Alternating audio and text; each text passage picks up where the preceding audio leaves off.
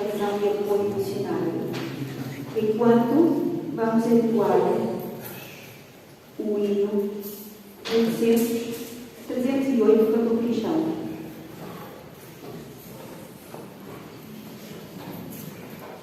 Oh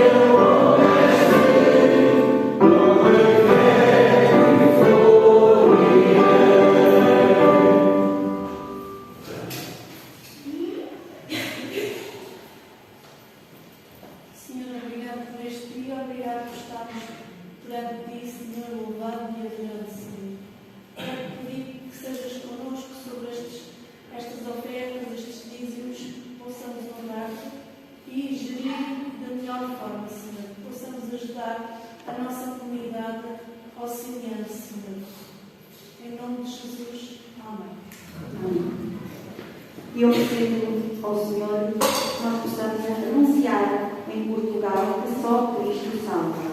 1 Crônicas 16:29 diz-nos: deem ao Senhor a glória devida ao seu nome e tragam ofertas e venham à sua presença, adorem o Senhor no seu esplendor e santidade. Minha pátria para Cristo.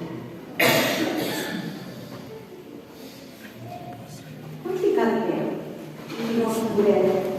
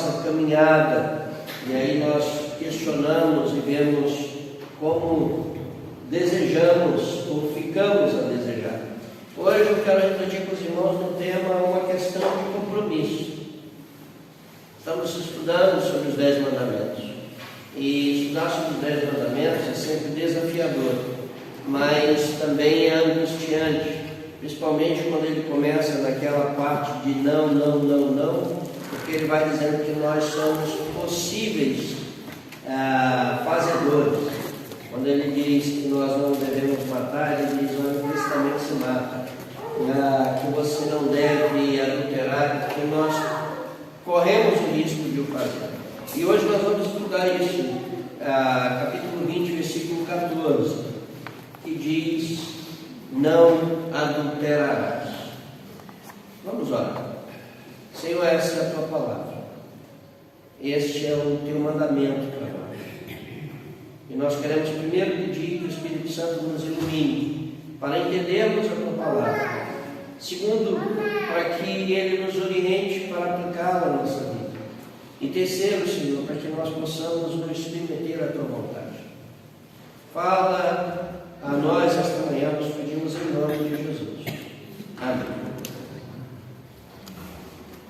Não adulterarás. Uma questão de compromisso. O sétimo mandamento ele é muito claro, né? Mas o que nós podemos dizer sobre esse fato? Onde diz não adulterarás. Precisamos olhar para o texto primeiro, trocando as nossas lentes. Vamos mudar de lente, tá bom? Porque nós, quando pensamos em adultério, nós olhamos a imagem dos dias atuais. Mas, dentro do conceito bíblico, aquilo que muitas vezes nós pensamos ser adultério hoje não era adultério naquele dia. Agora nós precisamos trocar as lentes para perceber o que o texto diz e depois trazer as aplicações para os nossos dias. Não é? Então, vamos nos contextualizar para que possamos aplicar o texto corretamente às nossas vidas. Então, a primeira indagação que fica é o seguinte: como nós podemos falar deste mandamento? As consequências na tradição bíblica e hebraica em geral são graves, mas é uma infração que a nossa cultura permissiva considera hoje com certa leviandade. Além disso, disse-se que tem puramente a ver com a vida privada, na qual atualmente cada um pretende. Justo título, ser senhor de si, ninguém tem nada a ver com isso. Então nós precisamos caminhar para trás. O mandamento deixa claro que nós não somos senhores de nós próprios. Somos servos de Deus, porque esse mandamento vem sendo prescrito por aquele que disse: eu sou o Senhor teu Deus. E se Ele é Senhor, nós somos seus servos, nós não somos donos de nós próprios. E o Senhor está revelando a sua vontade para o seu povo. Portanto, devemos refletir nesse mandamento à luz da palavra de Deus e como vivia o antigo Israel. E depois disso, somente depois disso, aplicar as lições às nossas vidas. Como entender a extensão desse mandamento e até onde ele vai? É preciso e é fundamental dizer que, para compreender o alcance desse mandamento e situá-lo nos seus justos limites, é preciso conhecer alguns dados respeitantes às instituições familiares no antigo Israel. A família israelita era do tipo patriarcal. Num casal, o marido era proprietário da mulher. O marido comprava a mulher. A mulher era como se fosse um objeto, era posse dele. Assim como a jovem não casada, ela dependia do seu pai, a mulher casada, ela estava sob a dependência do marido. O versículo 17 desse capítulo diz assim: não cobiçarás a casa do teu próximo, não cobiçarás a mulher do teu próximo, nem seu servo, nem sua serva, nem o seu boi, nem o seu jumento, nem coisa alguma do teu próximo. Veja, o texto coloca a mulher como propriedade do marido. O marido é o chefe da família. E naquela cultura, tomar a esposa equivalia a tornar-se proprietário dela. Por isso se pagava o dote. Algumas culturas ainda têm o fato do dote. marido podia repudiar a mulher em certas circunstâncias, conforme Deuteronômio, capítulo 24, versículo 1 a 4. Agora vejam como isso é injusto. A mulher não podia pedir o divórcio. Ela podia ser repudiada, ela podia ser abandonada e o homem podia divorciar-se, mas ela não tinha o direito de pedir o divórcio, porque ela era propriedade dele. Ou seja, o que nos é apresentado na cultura israelita e na cultura do Oriente Antigo é que a mulher era inferior, tanto que ela era posse do pai ou do marido. Entretanto, o Novo Testamento modifica esse padrão e coloca a mulher lado a lado de novo, em pé de igualdade com o marido. Tanto que o apóstolo Paulo, em 1 Coríntios, capítulo 7, versículo 4, ele vai dizer assim: a mulher não tem poder sobre o seu próprio corpo. Claro, ela é propriedade do marido. É ele quem controla, é ele quem domina. Mas veja, e Paulo continua dizendo, e sim o marido. Tem a ver com a cultura antiga. Mas vejam o que ele segue dizendo. E também, semelhantemente, o marido não tem poder sobre o seu próprio corpo, e sim a mulher. Ele disse, agora o marido pertence a ela. Ou seja, o sentido é de pertença, é de igualdade e não de superioridade. E quando nós olhamos para esse mandamento e todo o seu contexto, nós percebemos que ele busca e tem como finalidade a preservação da família. Mas o conceito de adultério nos dias do Israel antigo, primeiro nós temos que pensar dentro da cultura de lá, para colocar a realidade dos nossos dias, é diferente do nosso. Nós precisamos entender, primeiro, que a lei permitia a poligamia, talvez uma instituição social necessária à proteção das mulheres solteiras. O homem podia ter várias mulheres, entretanto, jamais a poliandria, ou seja, que a mulher tivesse vários maridos simultaneamente. O homem podia, Salomão teve até 1000. Vamos combinar, uma mulher com TPM já é difícil de aturar, pense 1000. O cara era corajoso. Você tem uma sogra dá trabalho, pensa 1000. Mas ele quis ter. E a Bíblia dizia que era permitido. Note, o fato de um homem ter relações sexuais com a esposa de outro homem era considerado um pecado hediondo, tanto contra Deus como contra o homem, já bem antes da lei. Ao tempo dos patriarcas, Gênesis capítulo 39, versículo 9 diz isso. E talvez esse mandamento ele esteja relacionado ao furto e à cobiça, proibido nos 2 mandamentos seguintes, já que a esposa pertencia a outra. E talvez isso explique que um dos aspectos mais intrigantes para nós que vivemos sob a nova aliança, apesar das relações sexuais com prostitutas não sejam recomendadas, também não são proibidas, embora fosse proibido aos israelitas permitir que as suas filhas se entregassem a tais práticas degradantes, conforme Levítico 19 e 29. O Israel antigo aceitava que um homem tivesse relações com prostitutas, que um homem casado tivesse relações com prostitutas, e isso não era considerado adultério.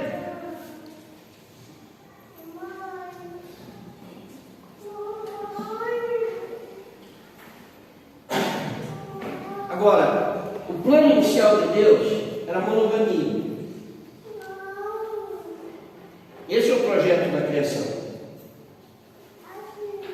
Também, tal como o divórcio, a poligamia e mesmo a fornicação eram toleradas na economia mosaica devido à dureza de coração. Jesus diz isso. Olha, isso aconteceu por causa da dureza do vosso coração. Mateus 19, 8. Em Cristo, elas se tornam absolutamente impensáveis. 1 Coríntios 6,15. Agora, longe de anular esse mandamento, Cristo intensificou, incluindo como adultério muito do que não é apenas tolerado, mas justificado por nossa sociedade permissiva, conforme Mateus 5,28. Portanto, o conceito de adultério daqueles dias é diferente dos nossos. Mas com o advento de Jesus, a lei saiu da esfera exterior e passou para a esfera interior. E deixou de ser um ato do fazer e para ser algo do desejo, do querer, daquilo que alimenta a nossa mente, principalmente do nosso egoísmo. É interessante nós pensarmos que a tradição judaica faz uma correlação entre as duas tábuas da lei. Os 5 primeiros mandamentos estão ligados aos 5 que seguem. Ou seja, então este mandamento se relaciona com o segundo mandamento. E o segundo mandamento diz assim: não tenham outros deuses diante de mim. Portanto, a ideia desse mandamento evoca fidelidade, que se deve ao outro, e a honra que se deve a ele, tal qual a fidelidade e honra que nós dedicamos ao Senhor. Então, o mandamento dá prioridade à família, visa sua proteção, pretende protegê-la. É uma palavra que vem do Senhor, é uma advertência, é para que haja fidelidade, é para que a família permaneça como uma verdadeira unidade. É uma questão de compromisso que assumimos com Deus, com o outro a nível social, a sociedade e conosco próprio. Mas quando pensamos em compromisso, manter a palavra dada, nos referimos a quem? Quando nós quebramos esse compromisso, nós quebramos esse compromisso em relação a quem? Ou seja, manter o compromisso, eu falei que é uma questão de compromisso. Compromisso de fidelidade com quem? Eu não quero falar do lado negativo, eu quero falar do lado positivo, porque eu sou pregador da graça de Deus. Primeiro, compromisso de fidelidade com Deus. O compromisso com Deus, porque o casamento é um compromisso assumido perante Deus e os homens. Quem quebra o compromisso do casamento, abandona o cônjuge, quebra o mandamento de Deus. Nós precisamos recordar que a origem do casamento é divina. O casamento não é um projeto humano, não é uma instituição humana legal, é uma instituição divina. O casamento originou-se na mente e no coração de Deus. O Criador não queria que o homem vivesse só, por isso criou para o homem uma auxiliadora que lhe foi idônea, Gênesis 2:18, e o matrimônio é a primeira instituição criada por Deus, e foi uma ordem estabelecida no paraíso. Nós percebemos em Gênesis 2:18-25, e eu vou correr para ver se até meio-dia 10 eu termino. Então, dessa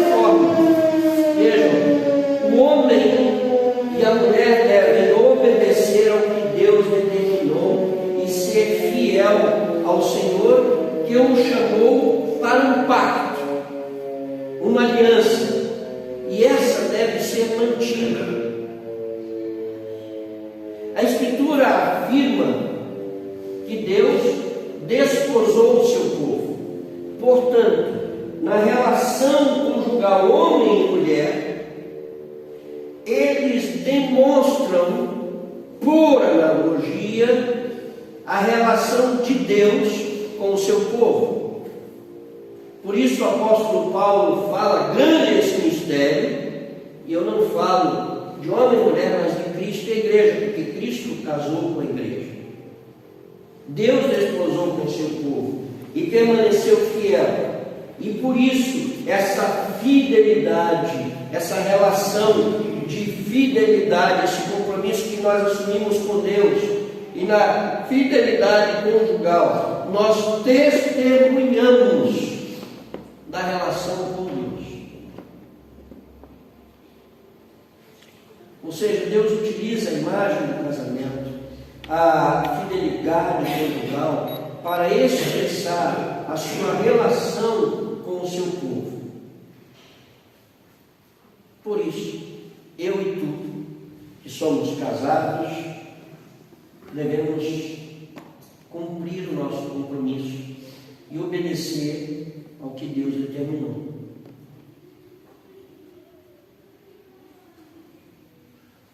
Segundo compromisso de fidelidade é com o outro. Primeiro, fidelidade com Deus, compromisso de fidelidade com Deus. Segundo, compromisso de fidelidade com Deus, com o outro. Porque o adultério, ele desrespeita o outro. Ele rompe com um compromisso social de respeito e dignidade em relação a outra pessoa. A pergunta é: quem é o outro? Vamos voltar ao conceito de história, para depois voltarmos para os nossos dias. Naqueles dias, um homem casado não era considerado adúltero se dormisse com uma mulher solteira, ou até mesmo com uma prostituta. Então, o outro, esse homem que estava agindo assim, não estava agredindo a ninguém. Já disse que Israel até aceitava a poligamia. Mas precisamos ter em mente a mentalidade daqueles dias. Eu não estou dizendo que nós podemos fazer isso. Agora, precisamos entender esse abismo cultural que há entre nós. Histórico, cultural e social. E nós precisamos vencê-lo para compreender essa questão. Então, quem é o outro? O outro, dentro da perspectiva do mandamento, é um que vê a sua mulher traindo. O outro é o homem que é traído. E naqueles dias, o adultério ele estava relacionado à mulher casada que traía o seu marido. Então, nesse sentido, o outro, tanto é o homem como a mulher, a que trai. E não há um compromisso de fidelidade com o outro. A mulher torna-se infiel, e aquele que é infiel com ela também não é fiel ao princípio de solidariedade e de harmonia social. Quebra o compromisso de uma sociedade equilibrada, o compromisso social do respeito e do amor ao próximo. Então nós precisamos compreender e entender. O homem peca contra o seu próximo quando comete adultério com sua esposa, olhando para aquela cultura. Não era considerado, mais uma vez, o fato de um homem ter relações com a prostituta, ainda que fosse casado, Gênesis 38. Ter relações sexuais com uma moça não casada era delito. mas ele teria medidas especiais para resolvê-lo. Ele poderia pagar por ela e comprá-la para ser sua companheira. O problema estava resolvido.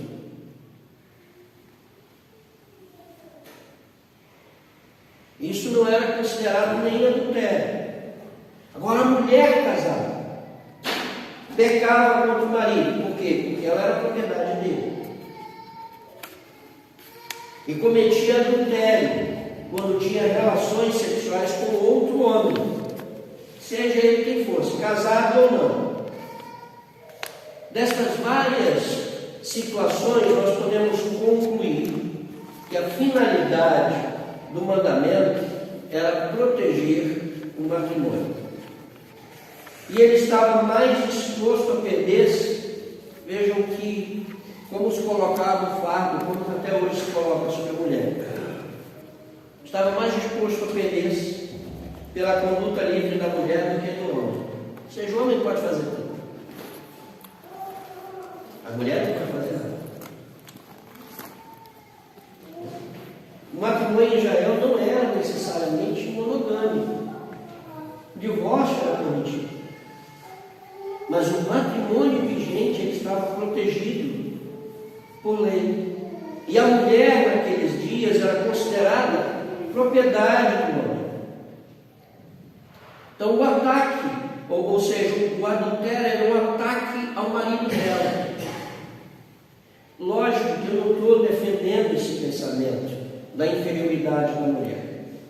Eu já disse que o conceito de igualdade e do pertencimento mútuo, ele aparece no início da criação e Paulo vai trazê-lo de volta em Coríntios.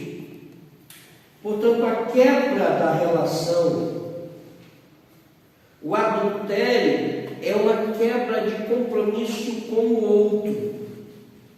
Além de que, desde as primeiras páginas da Bíblia, notem, o casamento aparece no horizonte daquilo que é chamada antropologia e da história da salvação.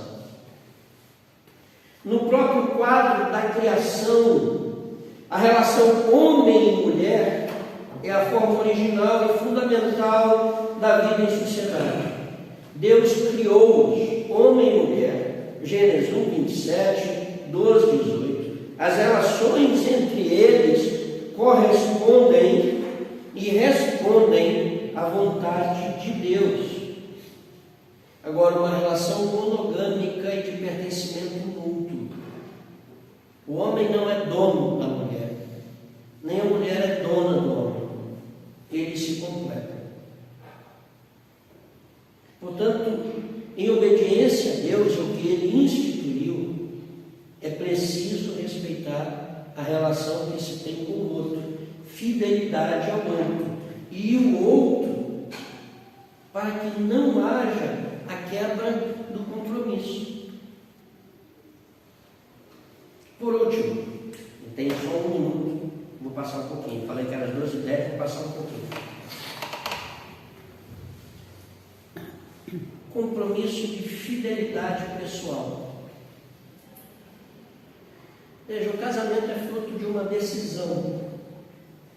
É um compromisso que a pessoa assume com a outra, perante Deus e a sociedade. É um pacto firmado, de onde a pessoa deixa de ser eu e tu para ser um nós. Tornam-se uma só carne, uma só com a outra. E esse compromisso é sinônimo de maturidade, conforme Gênesis capítulo 2, 18 a 24. A pessoa diz que está apta a partilhar a sua vida com o outro.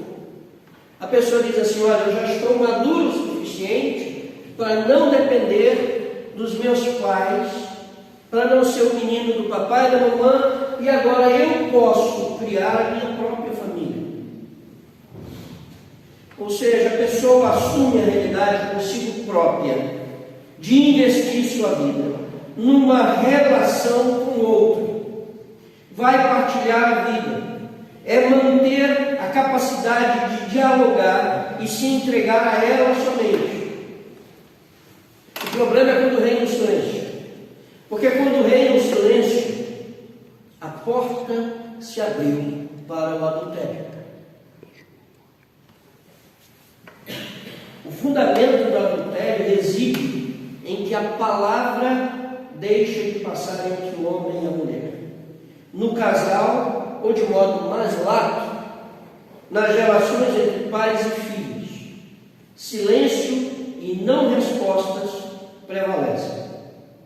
A ruptura da comunicação torna um estranho ao outro, impossibilita a resposta à pergunta que o outro faz, e por causa disso já não há responsabilidade. No casamento há um compromisso assumido. Cada um faz um pacto de manter a relação. Os dois tornam-se um. Por isso, a falha nunca será pessoal, sempre será partilhada e compartilhada. Não é o fracasso do eu nem do tu, mas é o fracasso do nós. E precisamos ter em mente que na relação conjugal não há fracassos individuais. Da mesma forma que o sucesso de um se estende ao outro, o fracasso também é do casal. Isso significa ser uma só carne. O eu tem e deve ser substituído pelo nós. Portanto, em última análise, o adultério é um ataque contra si mesmo. É uma violação contra si mesmo. É a quebra do compromisso que se faz. É um ato de desonra que se comete contra o outro, mas também contra o próprio corpo, contra a sua própria integridade. Agora, como aplicar isso aos nossos dias? Já que ele só se referia à mulher casada. Eu falei que no início não era assim, Jesus diz isso, no início não era assim. Homem e mulher foram criados para andar lado a lado e foram criados para uma relação monogâmica. Homem e mulher foram criados sem ser superior um ao outro.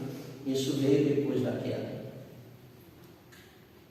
Homem e mulher foram criados para se unir e ser uma só carne, que se projeta nos filhos. E eu não quis falar da relação de filhos aqui, porque dentro da cultura hebraica, o filho de um adultério é chamado um desterrado, um não pertencimento, um mancebo. Mas isso é outra realidade.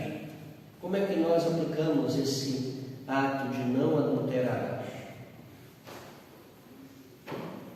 Deus olha para a família e quer a integridade da família, porque a família espelha a relação de Deus com o seu povo. A minha família, a tua família, tem que ser um reflexo do modo como Deus se relaciona com a igreja. Deus não se relaciona com a igreja de modo banal, traído. Ele é fiel. Então, é preciso manter o nosso compromisso de fidelidade. Fidelidade a nós próprios. Fidelidade ao outro. E, acima de tudo, fidelidade a Deus. Amém? Vamos orar. Senhor, nós queremos te pedir nesta manhã que a tua palavra ela se enraize em nossos corações. Queremos pedir que o Espírito Santo esteja trabalhando em nós e que nós possamos assumir um compromisso de fidelidade contigo conosco próprio e com o outro que decidimos partilhar a nossa vida. Ajuda-nos na caminhada. Ajuda-nos a permanecermos fiéis e que as nossas famílias, que os nossos lares sejam um testemunho vivo, autêntico, do modo como tu te relacionas com a igreja, do modo como tu te relaciona conosco. Que o teu amor, a tua graça, a comunhão e a consolação do Deus Trino seja com esta igreja e com todo o povo de Deus espalhado na face da terra, hoje e sempre. Amém.